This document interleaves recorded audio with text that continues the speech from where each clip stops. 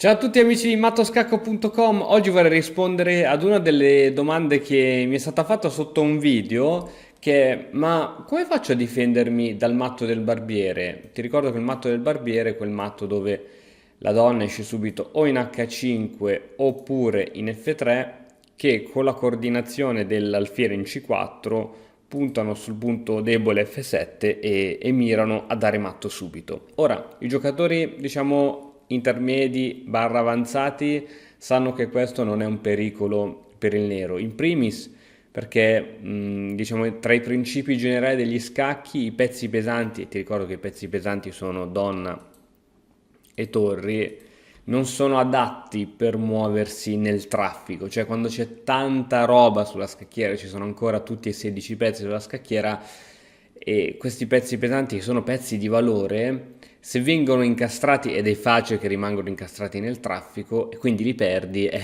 una grave perdita e vuol dire anche che potrai perdere la partita.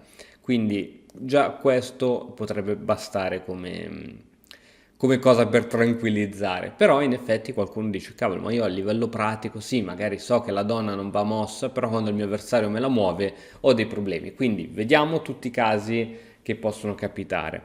Partiamo dal caso più semplice, che è quello in cui il bianco gioca alfiere C4 seguito da donna F3. Allora, qui semplicemente se il nero si sviluppa tranquillamente con cavallo C6, che è una mossa assolutamente buona, dopo donna F3 con l'idea, ripeto, di dare matto in F7, in che modo si può rispondere? Ci sono varie risposte. Ci sono risposte più giuste, risposte meno giuste. Secondo me, se proprio non vuoi rischiare nulla, piazzi la donna in F6, mal che vada c'è il cambio di donne e buonanotte e non succede più nulla. Anche se donna F6 non è la mossa più precisa, però se tu dici cavolo io non voglio avere rotture, donna F6 e vai tranquillo. L'altra possibilità, te la faccio vedere, è cavallo F6, perché cavallo F6 chiaramente fa da interferenza su questa colonna alla donna. Ora solitamente come può procedere il bianco per continuare a dare fastidio su questo punto F7? L'altra continuazione è donna B3. Donna B3 crea una batteria di donne alfiere che punta ancora su F7. Questa volta questa batteria non è mortale, poiché ad entrare su F7 ci sarà prima l'alfiere e non la donna, e quindi non c'è nessun scaccomato perché il re può spostarsi in E7. A questo punto devi ricordarti a memoria questo modo di procedere. Tenendo conto che questa entrata in F7 non è mortale, c'è cavallo in D4. Cavallo in D4 che cosa fa? Dà, si dice, scacco alla donna, cioè minaccia alla donna.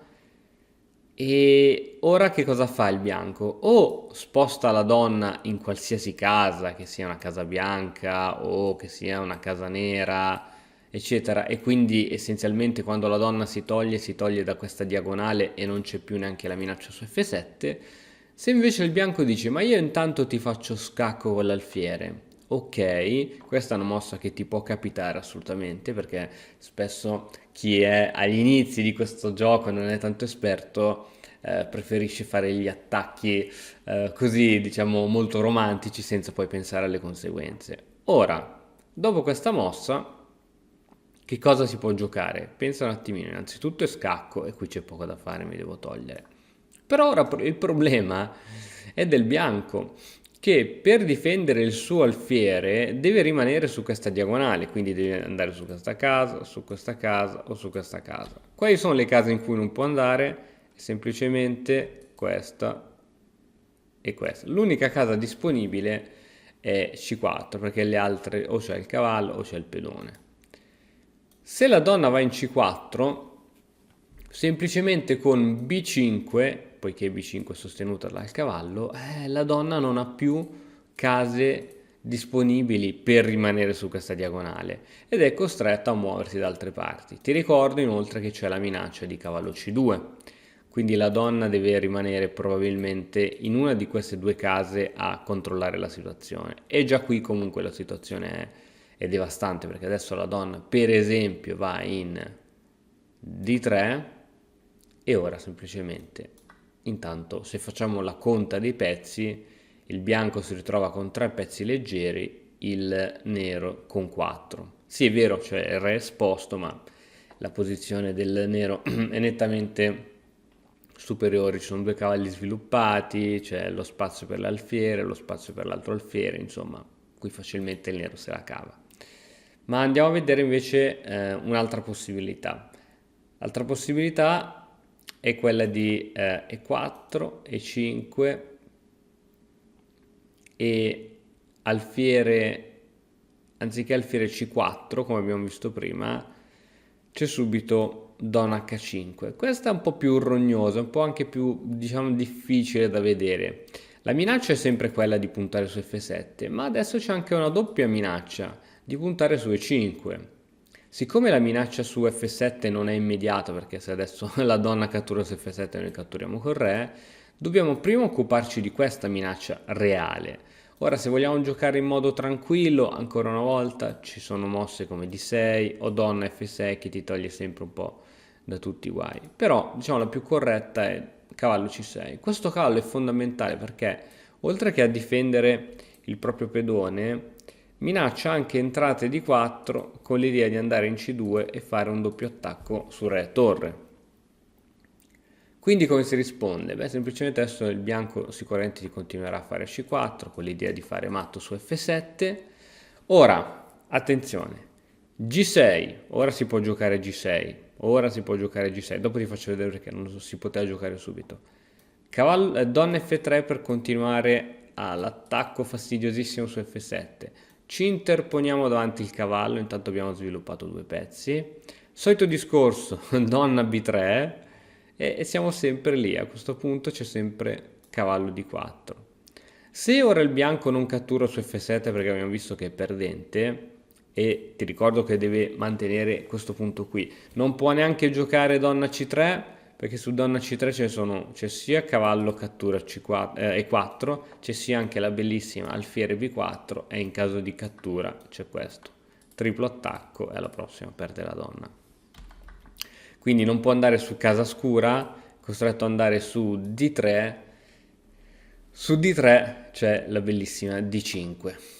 In caso di cattura c'è semplicemente alfiere F5.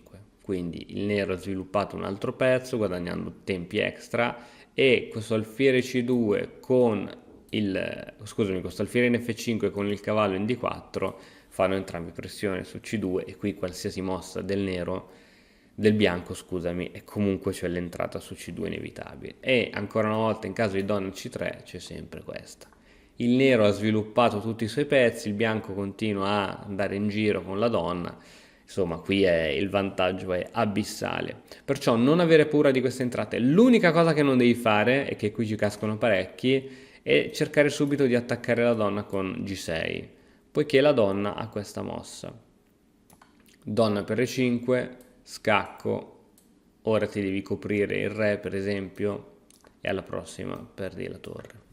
Questa è semplicemente una provocazione. Perché i giocatori professionisti non fanno una mossa di questo tipo? Perché queste mosse, che sono delle provocazioni, se il tuo avversario non le accetta, non ci guadagni nulla. Certo, se il tuo avversario accetta le provocazioni oppure gioca cavallo F6 per romperti subito le scatole, allora sì, tu guadagni materiale.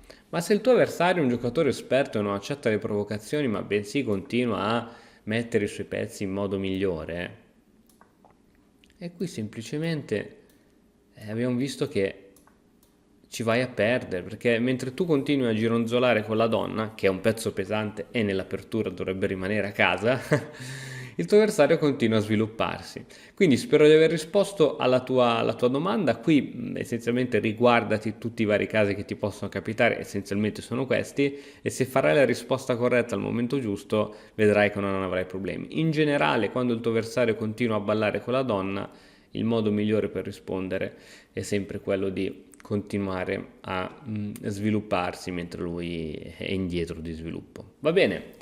Spero che il video ti sia piaciuto, se sì lascia un like, rispondi con un commento e ci vediamo nel prossimo video. Ciao! E ora per continuare che cosa posso fare? Beh, innanzitutto ti consiglio di iscriverti al nostro canale in modo tale da non perderti le nuove video lezioni. E poi puoi vedere il video che è stato più cliccato in questa settimana. Ci vediamo, ciao!